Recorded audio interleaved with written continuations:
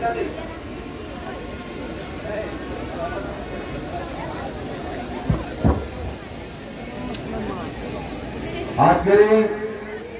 MLA cup সিজন 3 মুখ্য অতিথি আসামের মাননীয় মন্ত্রী পঞ্চায়েত গ্রাম উন্নয়ন এবং খাদ্য সরবরাহ দপ্তরের সদ্য মন্ত্রীজিকে গামছা দিয়ে সম্মান জানাবেন লক্ষ্মীপুরের বিধায়ক সম্মানিত কৌশিক রায়জি মাহাতো।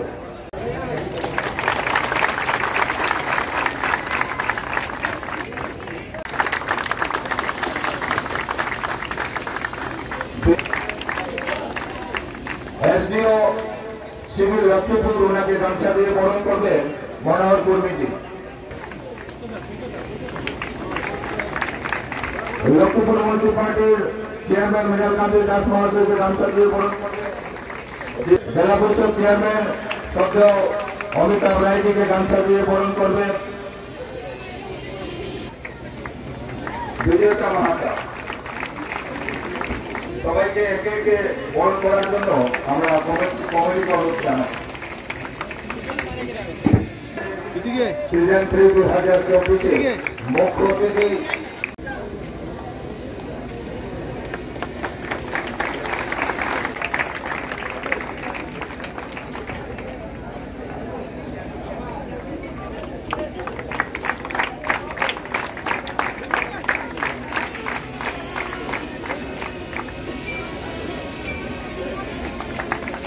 আমাদের নবী প্রচলন শেষ হল। আজকের বিধায়ক সম্মানিত কৌশিক রায়জি মহাশয়, আমরা মণিপুরের কালচার টিমকে, ডিমাসা কালচার টিমকে, নেপালি কালচার টিমকে সবাইকে এবং বিহু কালচার টিমকে আমরা মঞ্চের নিকটে ডক্টর ভূপেন হাজৰিকাই কৈছিলে বা তেখেতে গাইছিলে এই পৃথিৱীৰ এক ক্ৰীড়াঙ্গন, ক্ৰীড়া হল শান্তিৰ প্ৰাংগণ। আৰু এই গানটো তেওঁ যেতিয়া গাইছিলে তেওঁ নিশ্চিত ৰূপত তেওঁ মৰ্মতা উপলব্ধি কৰিয়ে গাইছিলে যে এই পৃথিৱীখন হল ক্ৰীড়াঙ্গন আৰু ক্ৰীড়া হল আমাৰ শান্তিৰ প্ৰাংগণ। আৰু হয় নিশ্চিত ৰূপত যে আমি যিমানে ক্ৰীড়াৰ লগত জড়িত হৈ থাকোঁ সিমানে আমাৰ মনবোৰ ফৰকাল হয়, সিমানে আমাৰ মনবোৰ পজিটিভ হয়। আৰু যেতিয়া মনবোৰ আমি পজিটিভ হওঁ তেতিয়া পজিটিভিটিও বৃদ্ধি হয়, মানুহৰ ভাল কাম কৰাৰ সংখ্যা বৃদ্ধি হয়।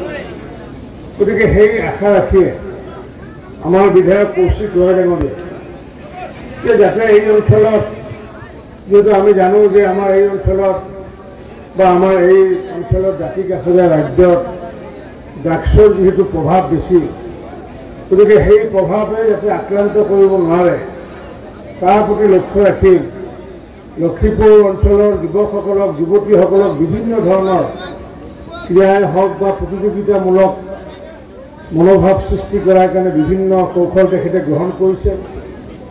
আজি 3 বছৰ ধৰি যে এমএলএ যে ট্ৰফি বা এমএলএ কাপৰ যে আয়োজন কৰি আহিছে, আজি 3য় বৰ্ষ। ঠিক তেনেকুৱাকৈ বিভিন্ন কোচিংবোৰ আৰম্ভ কৰিছে।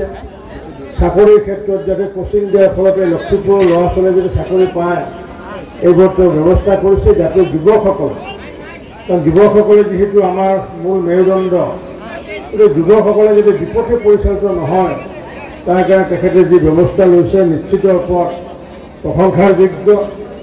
বিভিন্ন অনুষ্ঠানত মই CM কাপ দেখিছোঁ, CM কাপ অনুষ্ঠিত হৈছিল, কিন্তু এমএলএ কাপ মই বেলেগত দেখা নাই। আজি ইয়াতে মই দেখাৰ এটা সুযোগ পাইছোঁ, গতিকে মই তেখেতক ধন্যবাদ জনাইছোঁ। আৰু মই আচৰিত হৈছোঁ যে এই এমএলএ কাপ 2024 এই প্ৰতিযোগিতাত প্ৰায় 4028 গৰাকী খেলুৱৈ অংশগ্ৰহণ কৰিব। গতিকে এটা সমষ্টিত 4028 গৰাকী খেলুৱৈ অংশগ্ৰহণ কৰি যি প্ৰতিযোগিতা অনুষ্ঠিত হ'ব, নিশ্চিত ৰূপত এক ক্ৰীড়াৰ মনোভাৱ গঢ়ি তুলিবলৈ সক্ষম হৈছে কৌশিক ৰায়। আৰু ঠিক তেনেকুৱাকৈ আমি অসম চৰকাৰে আমি খেল মহাৰণ আয়োজন কৰি ফুটবল, ভলীবলকে আদি কৰি, কাবাডীকে আদি কৰি আমি যোৱা বছৰৰ পৰা খেল মহাৰণৰ আৰম্ভ কৰিছোঁ, যাতে সমগ্ৰ অসমত যুৱশক্তিক যাতে আমি যাতে ক্ৰীড়াৰ লগত জড়িত কৰি ৰাখিব পাৰোঁ আৰু আগন্তুক দিনত মাননীয় মুখ্যমন্ত্ৰী ডক্টৰ হিমন্ত বিশ্ব শৰ্মা ডাঙৰীয়াৰ নেতৃত্বত আমি যাতে অসমখনক যাতে এটা ক্ৰীড়াৰ হাত কৰিব পাৰোঁ, যাতে এটা ক্ৰীড়াৰ ক্ষেত্ৰত এটা মণ্ডল কৰিব পাৰোঁ, যে জোন যাতে বনাব পাৰোঁ, যে অসমত যে ফুটবলকে আদি কৰি বিভিন্ন ক্ৰীড়াৰ চৰ্চা চলি থকা এটা পৰিৱেশ বনাব পাৰোঁ। তাৰ কাৰণে মুখ্যমন্ত্ৰী ডাঙৰীয়া ইতিমধ্যে ইণ্টাৰনেশ্যনেল গেমকে আদি কৰি নেশ্যনেল গেমকে আদি কৰি বিভিন্ন গেমছ অসমত অনুষ্ঠিত কৰিছে। আৰু সেইখিনি কথাই অনুকৰণ কৰি আমাৰ বিধায়কসকলে বা কৌশিক ৰয় ডাঙৰীয়াও এই যি আয়োজন কৰিছে, এইটো মই ভাবোঁ যে লক্ষীপুৰৰ ক্ষেত্ৰত এইটো ক্ৰীড়াৰ এটা মহাৰণ। কাৰণ কিয় 4028গৰাকী ফুটবলাৰে ইয়াতে অংশগ্ৰহণ কৰিছে। মই তেখেতক আহ্বান জনাম, ছাজেশ্যন দিম, এই 4028গৰাকী খেলুৱৈৰ পৰা তেওঁ এটলিষ্ট 30জন ভাল ছুপাৰ মডেল যাতে তেওঁ সৃষ্টি কৰিব পাৰে। কাৰণ কিয় 30গৰাকী যদি খেলুৱৈ যদি তেওঁ ভাল খেলুৱৈ সৃষ্টি কৰি দুটা যদি দল তেওঁ গঠন কৰিব পাৰে, তেওঁ লক্ষীপুৰ একাদশ বা বিধায়ক লক্ষীপুৰ একাদশ বা কৌশিক ৰায় একাদশ, তেতিয়াহ'লে সমগ্ৰ অসমতে এই লক্ষীপুৰৰ নাম বিৰাজমান হ'ব পাৰিব। আৰু নিশ্চিত ৰূপত 4028গৰাকীৰ ভিতৰত 30জন তেওঁ ল'ৰা ইয়াৰ পৰা ভাল উৎকৃষ্ট ল'ৰা তেওঁ সৃষ্টি কৰি পেলাই তেওঁ অসমত যাতে লক্ষীপুৰৰ যে ফুটবল খেলৰ ক্ষেত্ৰত লক্ষীপুৰৰ এক উল্লেখযোগ্য ভূমিকা আছে, সেইটো যাতে প্ৰতিষ্ঠা কৰিব পাৰে। তাৰ কাৰণে মই তেখেতক আহ্বান জনাইছোঁ। আৰু আজি আমি দেখছি এই জায়গায় শুধু খেলে নয়, খেলের সঙ্গে সাংস্কৃতিক কার্যসূচি হচ্ছে, বিহু হচ্ছে, এই জায়গায় মণিপুরী নৃত্য হচ্ছে, অনেক নৃত্য রেখেছি।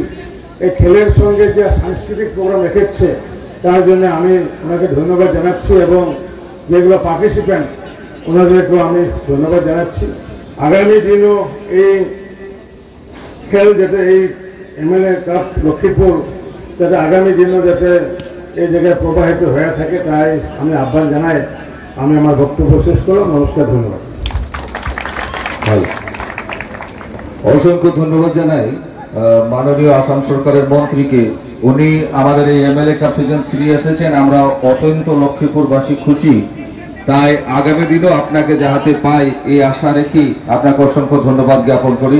আমরা মঞ্চে আমরা মাঠের ভিতরে দেখে নেব, প্লেয়ারের সাথে পরিচিত হবেন আমাদের বিশিষ্ট অতিথিবৃন্দ, শুভারম্ভ করবেন এবং জাতীয় সঙ্গীতের মাধ্যমে আমরা আজকের খেলা আরম্ভ করব। पीछे पीछे पीछे पीछे पीछे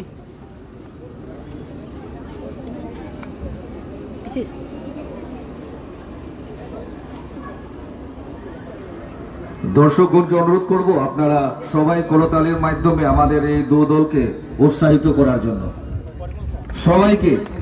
সবাইকে অনুরোধ করছি আপনারা করতালি দিয়ে দু দল ফুটবল দলকে উৎসাহিত করার জন্য।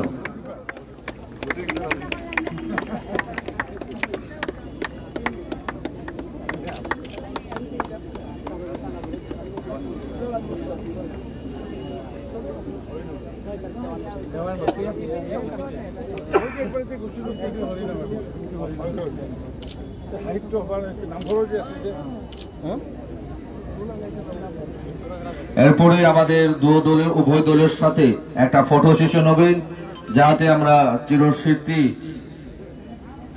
ধরে রাখতে পারি। আজকে যে মাননীয় মন্ত্রী আমাদের এই MLA কাপ ফুটবল সিজন 3 উপস্থিত হয়েছেন, তার জন্য একটা ফটো সেশন। এরপরেই মাননীয় মন্ত্রী মহাশয় বল কিক মেরে আজকের এই MLA কাপ সিজন 3 শুভারম্ভ করবেন।